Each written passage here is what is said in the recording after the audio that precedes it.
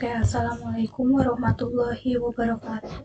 Perkenalkan, nama saya Siti Nuraini dari kelas 11 TDK 3.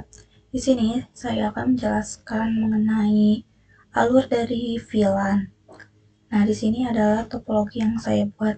Pertama-tama, ada di sini satu switch manageable dan ini dua switch biasa. Nah, dalam penggunaan VLAN, yang pertama ini ada VLAN 100 yang berfungsi untuk VLAN server, dan di sisi sebelahnya itu ada VLAN 200 yang berfungsi sebagai VLAN jaringan. Nah, walaupun semuanya masih dalam satu switch atau satu switch manageable juga, tapi dengan adanya VLAN, jaringan ini bisa dipisah secara virtual, jadi lebih aman dan teratur. Sekarang IP-nya di VLAN 100 ini aku pakai IP 192.168.13.105/29. Terus kalau di VLAN 200 192.168.13.241/28. Nah, dengan pembagian ini setiap VLAN punya jaringan masing-masing dan nggak saling campur gitu. Terus selanjutnya alur kerjanya VLAN sendiri, misalkan ada user dari VLAN 200 nih, mau ngakses sesuatu, kayak ngebuka website, kan harus pakai internet kan. Nah, pertama-tama dari sini tuh usernya bakal dikirim ke switch manageable.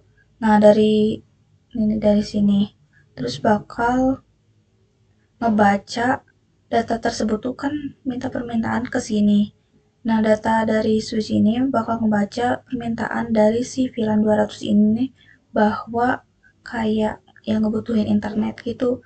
Terus dari switch bakal ngirim data ke VLAN 200 ini ke dalam switch manageable. Jadi fungsi dari VLAN, misalkan kalau VLAN 200 yang ngebutuhin internet buat buka website, jadi VLAN 100 ini nggak bakal dapet data yang sama buat si VLAN 200 ini. Karena itu, jadi switch gak bakal ngirim data ke VLAN yang lain. Jadi VLAN 200 tetap aman, dan nggak kayak ngeganggu VLAN 100. Habis itu, kan data bakal dikirim dari switch melalui port trunk.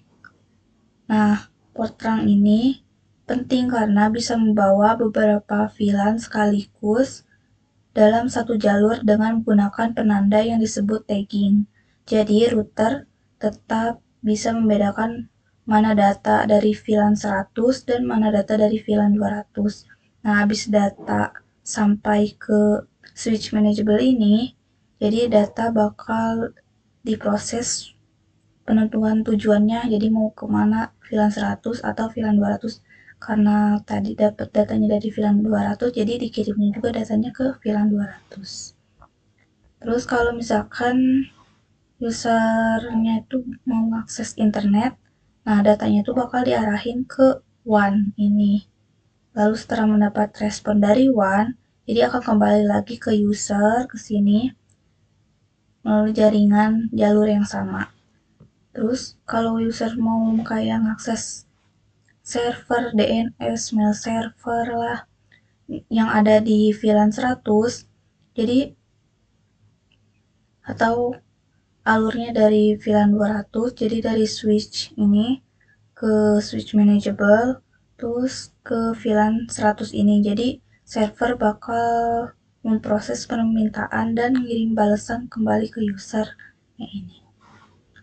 Nah, dari alur yang aku jelasin tadi, kita bakal ngelihat beberapa fungsi dari VLAN. Yang pertama itu dari segi keamanan.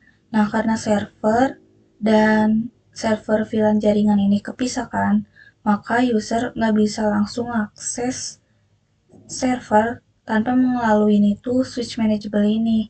Terus yang kedua adalah kerapihan di jaringan. Dengan VLAN, jaringan jadi nggak lebih kecampur-campur gitulah, jadi gampang diaturnya juga. Terus yang ketiga itu lebih fleksibel. Dengan topologi ini kan kayak DNS server lah. Terus kalau misalkan nggak pakai switch manageable, pasti kita ngebutuhin switch biasa kayak gini, jadi beberapa. Terus jadi ribet juga kan ngituin buat port-portnya. Jadi karena VLAN bekerja secara terpisah, maka traffic jaringan nggak nyebar ke semua perangkat. Jadi jaringan menjadi lebih ringan sama cepat. Soalnya kan ini secara virtual kan, jadi aman, rapih, sama efisien. Oke, sekian itu aja penjelasan mengenai alur jaringan VLAN dari saya. Mohon maaf apabila ada kekurangan atau salah kata. Sekian, wassalamualaikum warahmatullahi wabarakatuh.